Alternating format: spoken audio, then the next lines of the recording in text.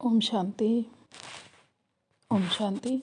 आज 12 फरवरी 2025 को बाबा ने हमें वरदान दिया है, सच्चे मर्जीवा भव।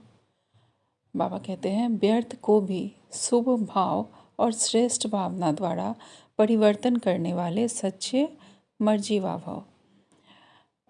विस्तार में बाबा कहते हैं, बाप दादा की श्रीमत है, बच्चे व्यर्थ की बातें ना सुनो, ना सुनाओ और ना ही सोचो। बाबा कहते हैं, बाबा की श्रीमत है कि हमें ना व्यर्थ बातें सुननी है, ना सुनानी है और ना ही सोचना है।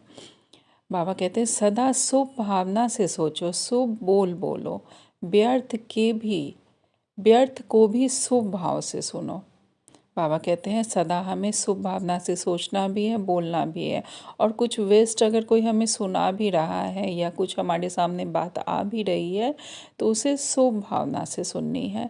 शुभ चिंतक बन बोल के भाव को परिवर्तन कर दो।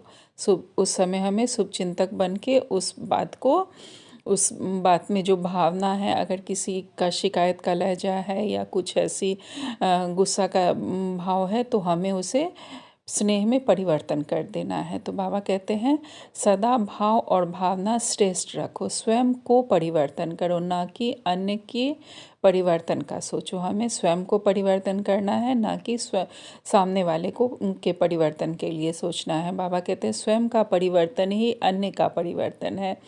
इससे पहले मैं इस मर्जीवा बनने में ही मजा है, इसी को ही महाबली कहा जाता है।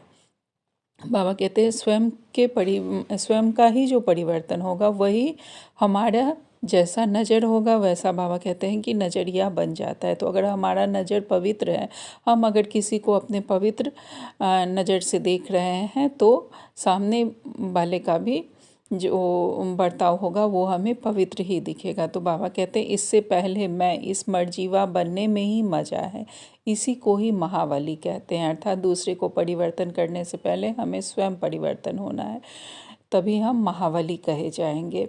इसमें खुशी से मरो, यह मरना ही जीना है, यही सच्चा जियेदान है। आज स्लोगन में बाबा ने कहा है, संकल्पों की एकाग्रता श्रेष्ठ परिवर्तन में फास्ट गति ले आती है।